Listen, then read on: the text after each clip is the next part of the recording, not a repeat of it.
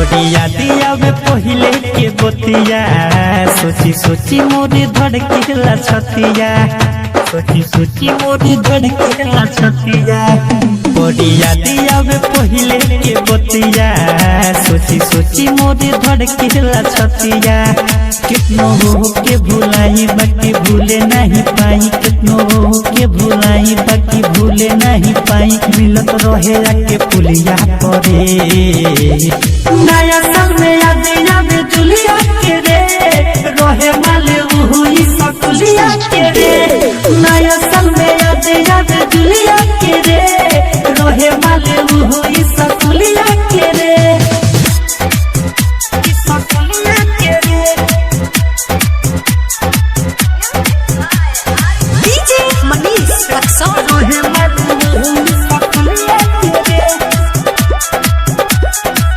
आते दिसंबर वो गयो ससुरारे मुँह से बता हमरो गारी का कोही हम सुनू रे यारवा दिलवा के घाव अपने दिलवे में मारी दिलवा के घाव अपने दिलवे में मारी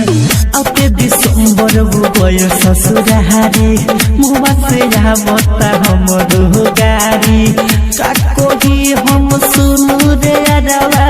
दिलवा के घाव अपने दिलवे में मारी दिलवे में मारी बड़ी बिया धोखे बाजे वो के लागो नहीं लाज बड़ी बिया धोखे बाजे वो के लागो नहीं लाज चढ़ी गोइल तो डोलिया मेरे नया साल में याद आवे जुलिया के रे रहे माले हुई सकुलिया के रे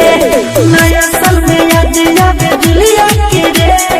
रहे माले हुई सकुलिया के रे क्यूट रिकॉर्डिंग स्टूडियो गुरुवालिया बाजार डीजे मनीष रक्सौल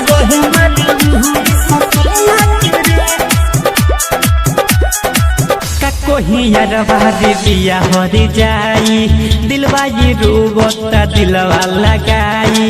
हर के से आलम का हम बताई आंसू सुजीत के गोइल भुलाई आंसू सुजीत के गोइल भुलाई का कोही यारवा रे बिया हर जाई दिलवा ये रोबता दिलवा लगाई हर किसे आलम का हम बताई आंसू सुजीत के गोइल भुलाई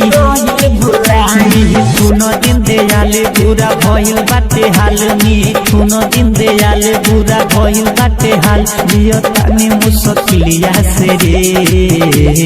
नया साल में याद आवे जुलिया के रे रहे माले हुई सकुलिया के रे नया साल में याद आवे जुलिया के रे रहे माले हुई सकुलिया के रे क्यूट रिकॉर्डिंग स्टूडियो गुरुवालिया बाजार कुशीनगर।